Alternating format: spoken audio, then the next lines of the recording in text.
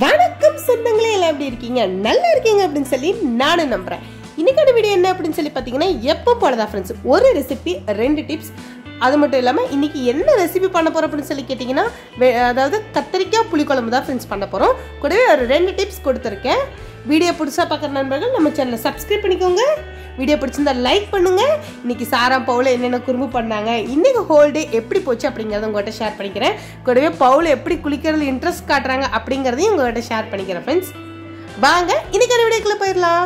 இன்னைக்கு மார்னிங் வந்து ரொம்பவே ஃப்ரெஷ்ஷாக நல்லா இருந்துச்சு ஃப்ரெண்ட்ஸ். நான் மார்னிங் கொஞ்சம் லேட்டாக தான் எழுந்தோம். இன்னைக்கு நல்லா சுருக்குன்னு ஒரு வெயில் அடிச்சிச்சு. வெளியில் ஹஸ்பண்ட் பால் பாத்திரம் மார்னிங்கே மாட்டியிருந்தாரு. போய் பால் எடுத்துகிட்டு வந்து நான் பாலை காய்ச்சிட்டு நல்லா சுருக்குன்னு ஒரு காஃபி போட்டு குடிச்சிட்டேன் ஃப்ரெண்ட்ஸ். இன்னைக்கு மார்னிங் வந்து காஃபி வரிக்கி மட்டும் தான் நான் சாப்பிட்டேன். வேறு எதுவுமே வாய்க்கு எதுவும் பிடிக்கிறதில்ல, சாப்பிடவே மார்னிங் சிக்னஸ் அதிகமாக இருக்கிறங்காட்டி. ஸோ அதனால் இன்றைக்கி என்னென்ன சமைக்கணுமோ எல்லாத்தையும் எடுத்து வச்சுட்டேன் ஃப்ரெண்ட்ஸ். பவுல் ஆல்ரெடி எழுந்துட்டாரு. எழுந்து அவர் வந்து அவரோட ரொட்டீன்லாம் பண்ணிட்டேன். அதுக்கப்புறம் சாராக்குட்டி எழுந்திரிச்சாங்க. அவங்களுக்கு முகம்லாம் கழுவி விட்டு கல்ல பால் கொடுத்துட்டேன். அப்புறம் எப்பவுமே எழுந்த உடனே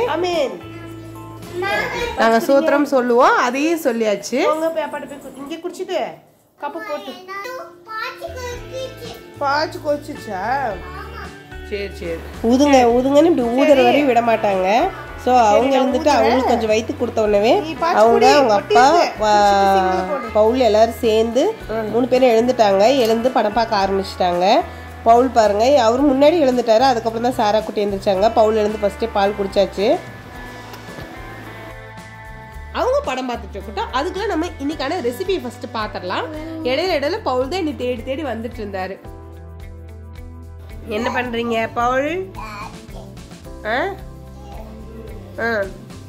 மம்மி எங்க விழிக்கிற?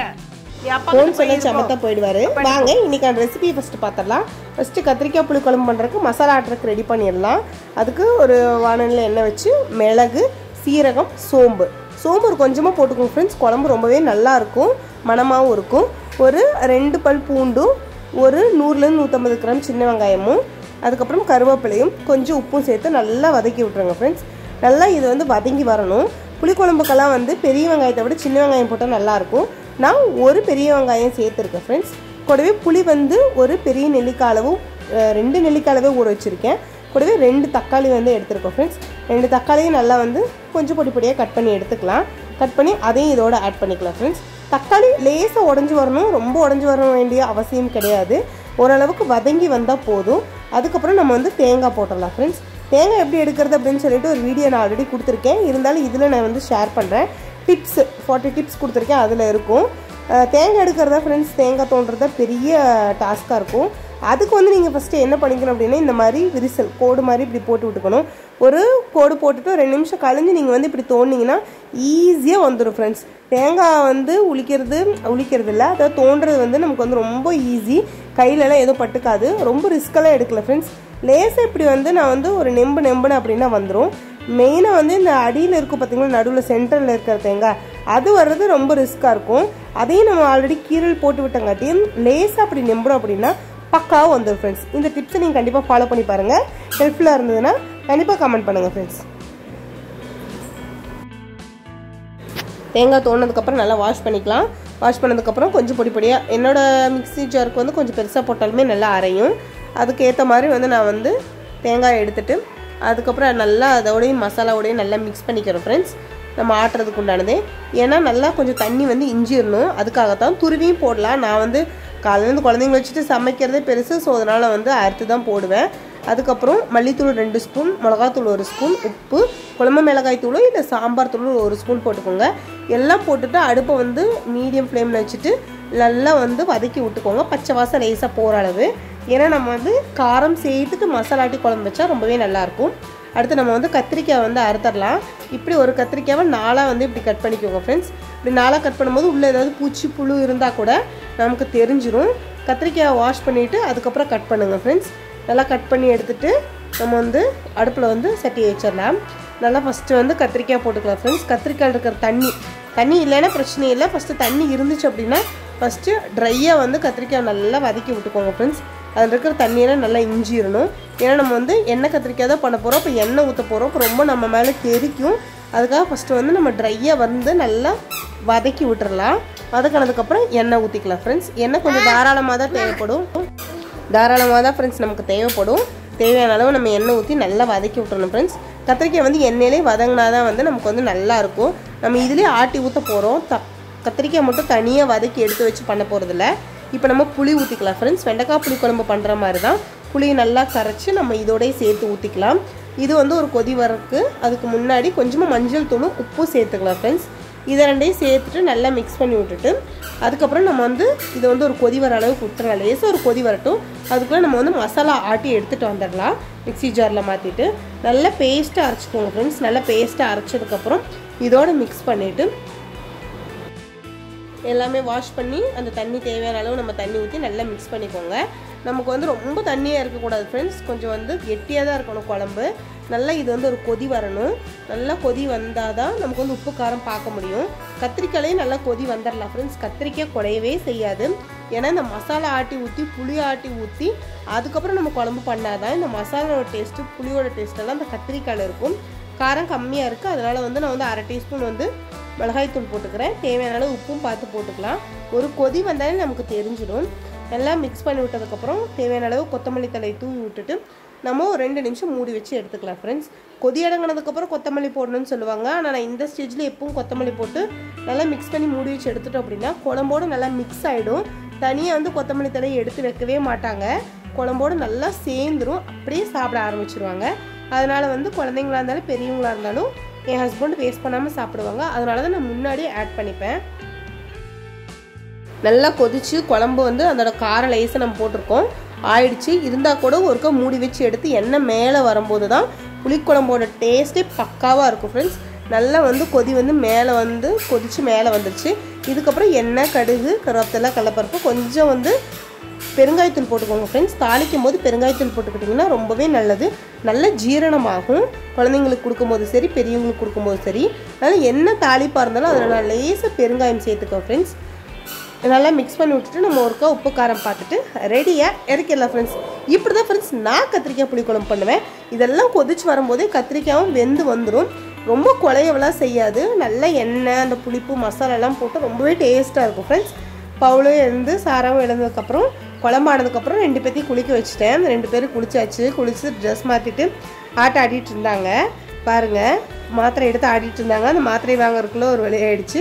சீஸ் சொல்கிறாங்க, சீஸ் சொல்லுங்கள் அப்படின்னு ஒன்றுவே எப்படியும் அவங்ககிட்ட பேசி மாத்திரை வாங்கியாச்சு. அவங்க அப்பா ஆடிச்சிட்டு தான் படம் பார்த்துட்டு இருந்தார்.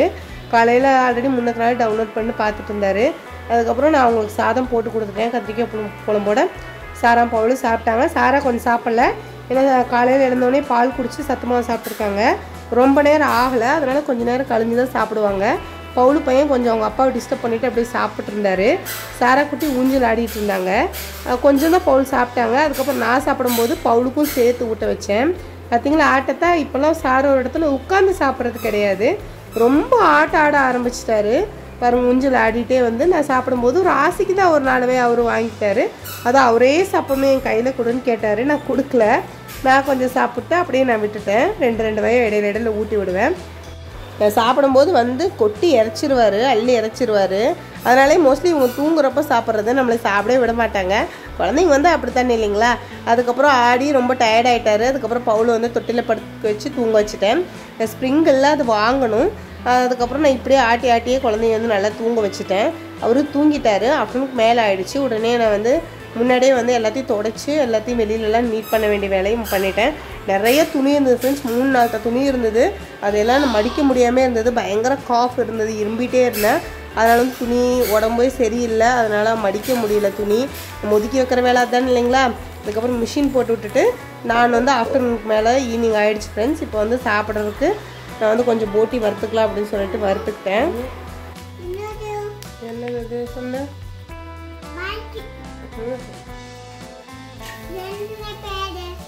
என்ன பேர் என்ன சொல்ல? பருக்கியா? கரெக்டாக சொல்லி பார்க்கலாம். என்னென்ன? போட்டி.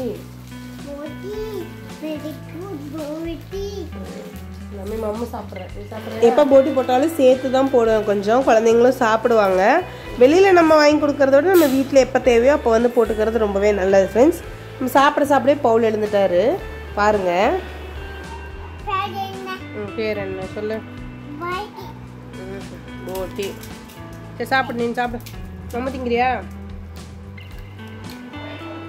ஏய் சாப்பிட்டு எடுத்துக்கோ, கம்மன் வை. தேங்க்யூ.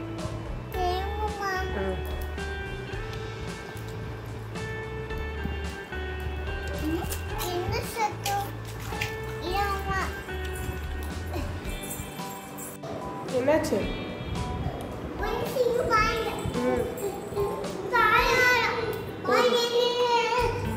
அவளுக்கு நீங்க உட்காந்து போட்டி கொடுத்துட்டு இருக்கீங்க.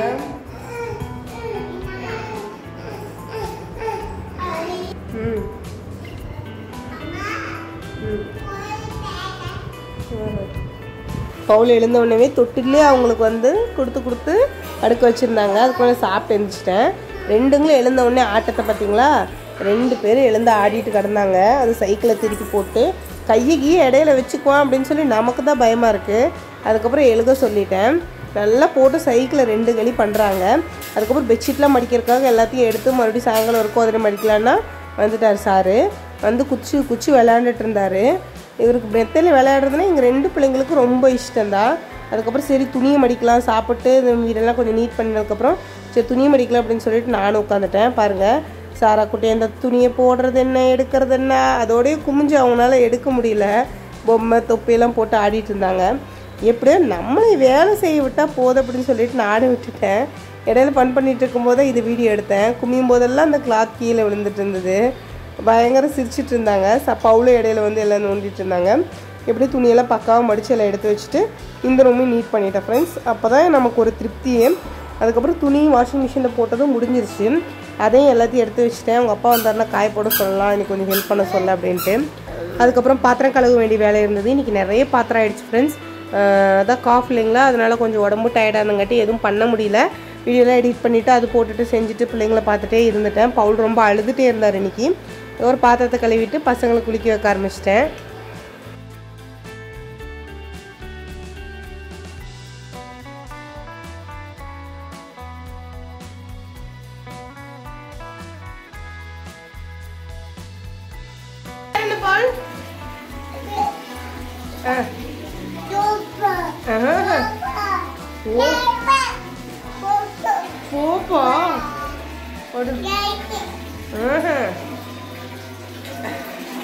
போப்பா இதுக்கு பேரு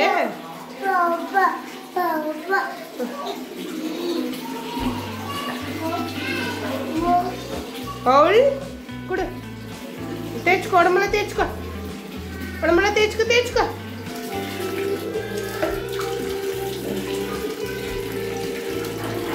போதுவா இந்த தண்ணி ஊற்றிக்கோ. பார்த்தீங்களா, சோப்பு அப்படின்னா பாத்ரூமுக்கு வந்துடுவார். குளிக்க வச்சதுக்கப்புறம் வந்து நான் வந்து சாப்பாடு ஊட்டினேன். பாருங்கள், சாராக்குட்டி மாவு வேணும்னு கேட்டு சாப்பிட்டு வீடியோ அரைச்சிட்டாங்க. அப்புறம் பவுல் வந்து உட்காந்து சாப்பிட்றதெல்லாம் இல்லை, தோற படுத்துட்டு சாப்பிட்றாராம். டைம் ஆகிடுச்சு, கொஞ்சம் தூக்கம் வந்துடுச்சு பவுலுக்கு. இருந்தாலும் நான் சாதம் வந்து கொஞ்சம் ஃபில்லிங்காக கொடுத்து படுக்க வச்சாதான் நேரத்தில் எந்திரிக்க மாட்டார். சாதம் நல்லா ஊட்டிட்டு தண்ணி நல்லா கொடுக்க வச்சுட்டு சாராக்குட்டிக்கு ஃபஸ்ட்டே ஊட்டிட்டேன். அதுக்கப்புறம் தான் பவுலுக்கு ஊட்ட வந்தேன். நைட்டுக்கு பால் காய்ச்ச வேண்டியிருந்தது. காலையில் வாங்கின பாலை வந்து சாராக்கும் பவுலுக்கும் கொடுத்துட்டு பாலை காய்ச்சி வச்சுட்டேன் ஃப்ரெண்ட்ஸ். நைட்டு எப்போவுமே நான் பால் கொடுப்பேன். ஒருக்கா பாலும் கொடுத்து படுக்க வச்சிட்டோம்னா காலையில் தான் எந்திரிப்பாங்க. அதுக்கிடையில் எந்திரிக்கவே மாட்டாங்க. எப்போவாது ரேராக வந்து பவுல் எந்திரிப்பார். இடையில கொஞ்சம் கம்மியாக சாப்பிட்டாரு அப்படின்னா. மற்றபடிக்கு எனக்கு எந்த தொந்தரவும் இருக்காது ஃப்ரெண்ட்ஸ். தூங்குறதுக்கு முன்னாடி தான் பயங்கரமாக ஆட்டை போட ஆரம்பிச்சிருவாங்க. ஒரு 1/2 அன் ஹவராவது விளையாடிடுவாங்க. லைட்டில் ஆஃப் பண்ணதுக்கப்புறம் பாருங்கள், இங்கே உருள்றது அங்கே உருள்றதுன்னு சொல்லிட்டு ஆட்டை ஆடிட்டு இருப்பாங்க. நைட்டு வந்து பவுலுக்கு கிளாத் பேப்பர் போட்டு விட்டுறேன் ஃப்ரெண்ட்ஸ். கொஞ்சம் குளிர்காலம் இல்லைங்களா, அதனால் இப்போது ஓவர் நைட்டு தூங்குறாங்க. அதனால் கிளாத் பேப்பர் போட்டு விட்டுறேன். கம்ஃபர்டபுளாக தான் இருக்குது. மார்னிங் தான் யூரின் போகிறாங்க, மற்றபடி இதாக இருக்கும். சரி, இன்றைக்கான டிப்ஸ் பார்த்துடலாம் வாங்க. நம்ம வந்து இந்த போட்டியெல்லாம் வாங்குகிறோம் இல்லைங்களா, இது வந்து கொஞ்ச நாள் ஆகிடுச்சுன்னா நமுத்து போயிடும். நமக்கு வந்து போட்டி வந்து எழுகாது, அதாவது புஷ்ஷுன்னு வரவே வராது. அப்படி ஆகும்போது நீங்கள் வந்து வெயிலில் வந்து ஒரு 2 மணி நேரம் காய வச்சு எடுத்துட்டிங்கன்னா அதுக்கப்புறம் நம்ம போட்டி போடும்போது ரொம்ப மொறுமொறுன்னு வரும். பயங்கரமாக ஃப்ரெஷ்ஷாக இருக்கும் ஃப்ரெண்ட்ஸ். கண்டிப்பாக அந்த டிப்ஸை நீங்கள் ஃபாலோ பண்ணி பாருங்கள். அடுத்து நம்ம கருவாடு வாங்கி வச்சோம் அப்படின்னோம்னா ஸ்மெல் வரும் அப்படின்றதுக்காக நீங்கள் வேறு ஏதாவது டப்பா போட்டு மூடி போட்டு நீங்கள் வைக்காதீங்க ஃப்ரெண்ட்ஸ். அதில் காற்று இல்லாமல் போயிடும். கருவாடு பழைய கருவாடாயிரும். ஒரு மாதிரி ஸ்மெல் அடிக்க ஆரம்பிச்சிடும். ஓப்பன் பண்ணிங்கன்னா வீடே வாசம் வர ஆரம்பிச்சிடும். அதனால் பேப்பரில் இருந்துச்சுன்னா கவரில் நீங்கள் சேஞ்ச் பண்ணிவிட்டு ஒரு பாக்ஸில் நீங்கள் போட்டு கொஞ்சம் ஓப்பனாக ஸ்பேஸில் வச்சுருங்க ஃப்ரெண்ட்ஸ். அப்படி செய்யும்போது கருவாடு ரொம்ப நாளைக்கு நல்லா வரும் ஃப்ரெண்ட்ஸ். கருவாடு கெட்டு போகிற பொருள் கிடையாது, ஆனால் நம்ம இப்படி வைக்கும்போது நமக்கு வந்து கொஞ்சம் பெட்டராக இருக்கும். கண்டிப்பாக நீங்கள் ட்ரை பண்ணி பாருங்கள். நீங்கள் எப்படி வைப்பீங்க அப்படின்னு சொல்லி கண்டிப்பாக கமெண்ட் பண்ணுங்கள் ஃப்ரெண்ட்ஸ். இன்றைக்கான ஒரு ரிவ்யூவும் பார்த்துடலாம். நான் வந்து பாய் வாங்கியிருந்தேன் ஃப்ரெண்ட்ஸ்.